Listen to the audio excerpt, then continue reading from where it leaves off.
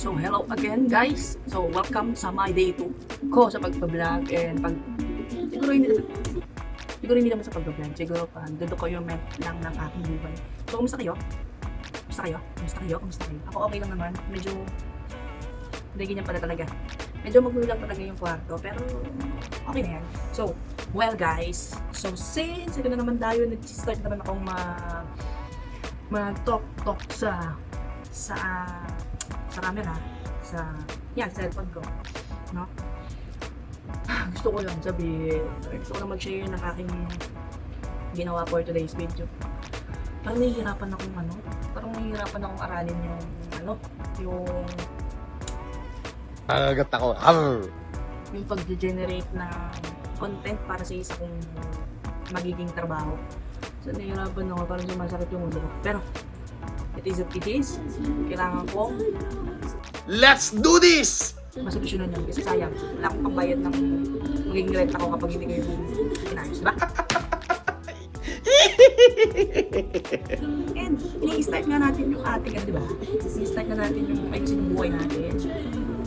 Di kalibre utak nito, pare. Ganun ako katalino, putang ina mo. Hindi ako bobong katulad mo. Kailangan natin mag-start, kailangan natin ayusin, kailangan natin planchahin lahat, no?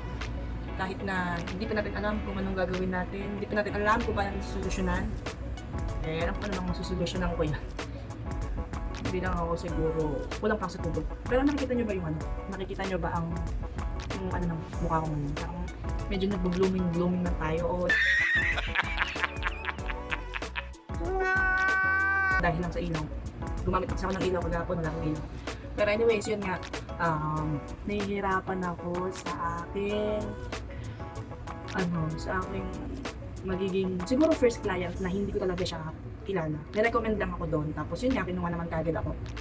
Pero nga, bala ko nga, diba, maggagawa ako ng business ko. Tapos i-vlog nyo to, ano nyo to guys ha, gusto naman nanonood sa akin dyan, ano ba, hintayin mo yun, or kaya naman message mo ako, or kaya naman mag-comment ka dyan sa baba kung kamusta na yung ginagawa ko, para naman kahit papano na.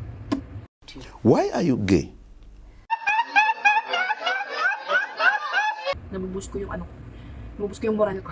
Nabuboost ko man yung aking confident na talagang maaano ko yun, matataguyod ko yun, or ano ba, parang mag-go siya. Hindi man siya mag-result ng parang successful, but at least mag-go ko siya.